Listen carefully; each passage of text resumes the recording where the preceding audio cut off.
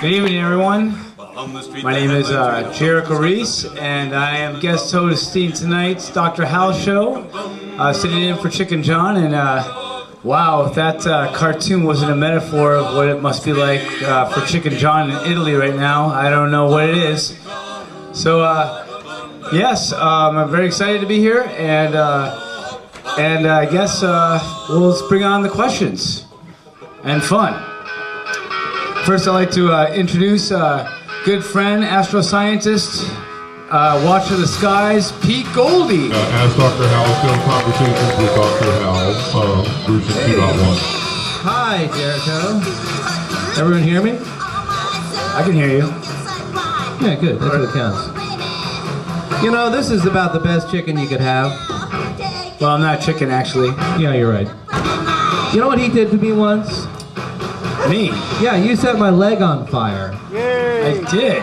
How many people have you set on fire?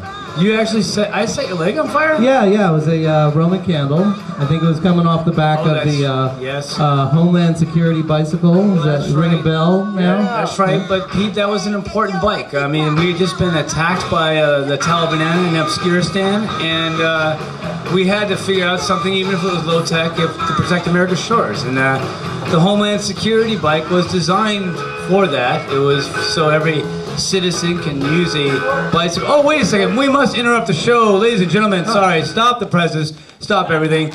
Everyone rise. Frank Chu.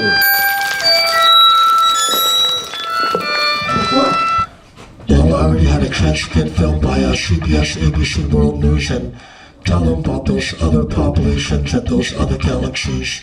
About the White House, Bush and Cheney, friends with those 12 galaxies and populations that were guilty of the impeachments and guilty of war crimes in the Middle East.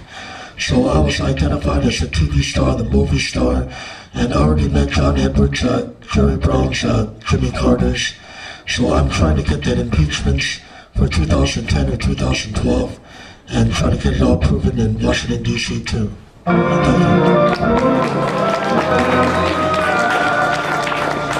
Thank you, Frank Chu. Wow. There it is. You know, some people just get up in the morning and just brush their teeth. This man here. Back to you, Pete. Yeah, you're not kidding. That's to have Frank so early in the show. I really think that was special.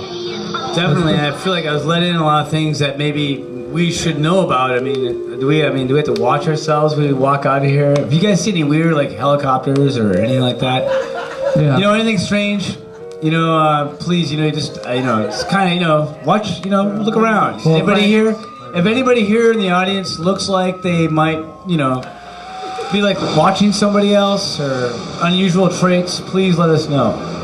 Frank himself will tell you there are more than 12 galaxies. That's why you need sunglasses. Yeah, he was just rounding down. But none of the mock chickens do I see when I am eating my breakfast on Saturday morning and turn on KRON TV this last Saturday and see Jarico Reese on TV there being interviewed by Henry Tannenbaum, I believe, right? Oh, yeah. This last Saturday. And we got him on a tall bike. Yeah, that was pretty good. That was pretty good. Yeah, there you are. So you really are a famous guy. And there's one other thing before I begin this. I have to say this. I've been doing the Ask Dr. Hal show conversation. The Ask Dr. Hal show is, what, 13, 14 years old, something like that? I've only been doing it for 5 years. And after I did a few shows, the first person who actually came up and said he liked it was Jarico Reese. I did, actually. I was really stunned. And I decided... Because he answered my I asked the most stupidest questions, and I actually got answers. Yeah. And I tried to, and I actually got, I was like, wow. Yeah, I don't even remember what I asked. And then he gave me the essential pointer for doing this. He said, wear turtlenecks. So here I am. Okay. Click. All right. Whoa! Yeah! All right, finally. That's not going to work. Whoa, that's softly bright. What do we got? Yeah, it's the sun. Fantastic. I wanted to show you all a picture of the sun. They did have to take a picture of the sun? There's the shuttle, and there's Hubble against the sun. taken by an amateur astronomer. They really can do some incredible things with their extremely expensive hobby equipment. You take any telescope, no matter how cheap it is, you point it at the sun on a day and you look at it and you'll be blinded within seconds. So don't look at the sun, everyone. Yeah, that's really the yeah. Or look at night. Oh, look at the sun at night. Wow. Yeah, other. Oh yeah, that would make sense. Yeah. All right, yeah, okay. But so there it is. in Mars, are things measured in miles? Is it different there than it is on Earth? When they, like, say they go to a different planet, do they measure it in miles, or is there just areas at this point? Well, they use kilometers. Kilometers, oh, yeah, of course. Which is about 5/7 of a mile. But, you know, space-time does change.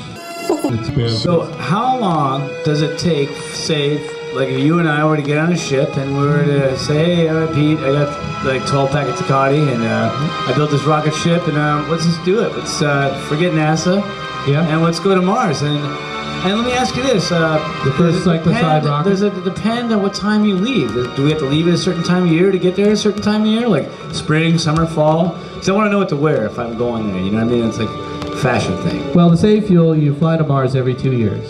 2 years? Yes. Is that right? Yeah, every 2 years. In fact, you might notice all our science launches happen in approximately every 2-year intervals. It's because the Martian year is about 2 years long, the Earth year is about 1 year long, and they sort of line up for an optimum transfer. It's called a Hoffman transfer orbit, and that's how you change from one orbit to the other in most solar systems. And about every 2 years, you can do it with the least amount of fuel. But if fuel is no object, you can go right now. Go. Come on, go. Okay. Does it matter how close Mars is to Earth? If you're trying to be economical, you know, be green and all that, your little hybrid spaceship, sure. Biodiesel's coal-burning spaceship. I want to show a few other possible landing sites on Mars because I can't even pronounce this Vallis. But they're looking for, you see these light-colored things, they think they're interesting. Light-colored things might be carbonates or clays, sign of modification by water in the distant past on the Martian surface. K-Rob needs a beer. Oh my God, is Darth Vader on Mars? Somebody give K-Rob a beer. It's time. Vallis. And if you're opposite sides of the sun, communicating will take forever because we can't send radio waves through the sun. So it's actually about a 5-day period whenever the conjunction happens that you don't transmit to your science equipment. Interesting.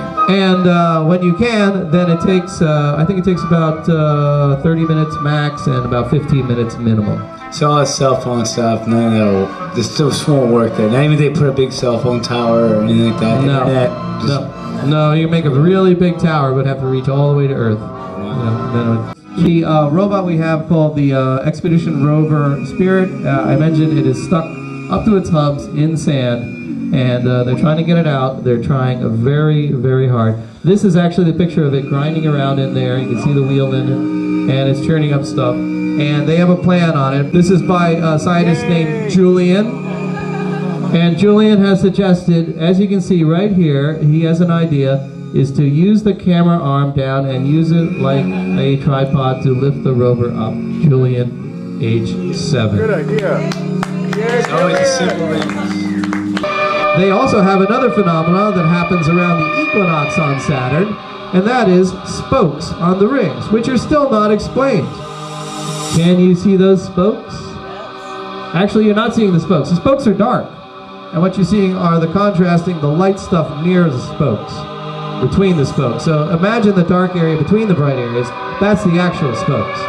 And this happens, they think, because of the electrostatic charge from the sun toward the equinox of Saturn, which happens about every 16 years, which is coming up right now. It will hit the equinox in August.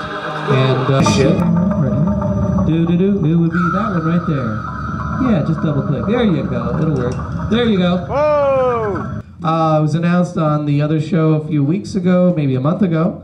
The European Space Agency on an Ariane 5 rocket sent up from French Guiana launched 2 spaceships, Herchel and Planck.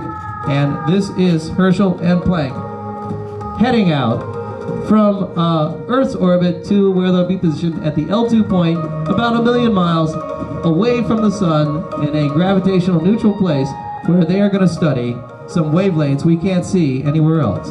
They're gonna Herchel one is gonna look at several wavelengths in the infrared. It's going to be able to see the very earliest star-forming areas in the early universe. Planck is going to do something I think is even more interesting. It's going to be the most sensitive background microwave radiation detector yet. Both of these are cooled with liquid helium down to a fraction of a degree of absolute zero, and they're very incredible spacecraft. If they work, they are going to revolutionize our understanding of cosmology, even though set up by Europeans from South America. Yeah! And there they go. Oh, by the way, you see three things going by there. The two bright spots are Herchel and Planck, and the other smaller one is the last stage rocket, which is trailing behind. It has no scientific value whatsoever.